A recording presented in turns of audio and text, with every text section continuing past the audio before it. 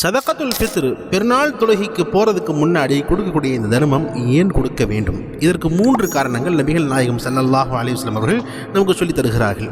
முதலாவது காரணம், ரமதானுடைய இந்த காலங்களில் நாம் நோட்டிருப்போம், நாம் தொழுதிருப்போம், நாம் குர்ஆன் ஓதிருப்போம், ஜக்காத் கொடுத்திருப்போம், தான தர்மங்கள் செய்திருப்போம்.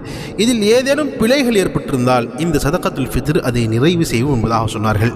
இரண்டாவதாக, ரமதானுடைய காலங்களில் அல்லாஹ் இபாதத் செய்யக்கூடிய, அவனை வணங்கக்கூடிய ஒரு பாக்கியம் தந்தான் அல்லவா, அதற்காக வேண்டி அல்லாஹ்க்கு நன்றி செலுத்தும் வகையில் இந்த சதகத்துல் ஃபித்ர் இருக்கிறது என்று சொன்னார்கள். மூன்றாவதாக, நாம் ஈதுடைய பெருநாளை எப்படி அழகாக ஒரு நல்ல விதமாக கொண்டாடுகிறோமோ அதே போன்று ஏழை மக்களும் நல்ல விதமாக கொண்டாட வேண்டும். அதற்காக வேண்டி நீங்கள் ஏழை மக்களுக்கு நீங்கள் இந்த தொழுகைக்கு போகிறதுக்கு முன்னாடி சதகத்துல் ஃபித்ர் கொடுத்து விட்டு போங்க என்பதாக நபிகள் நாயகம் ஸல்லல்லாஹு அலைஹி வஸல்லம் அவர்கள் சொன்னார்கள். எனவே நிச்சயமாக சதகத்துல் ஃபித்ர் கொடுக்க வேண்டும்.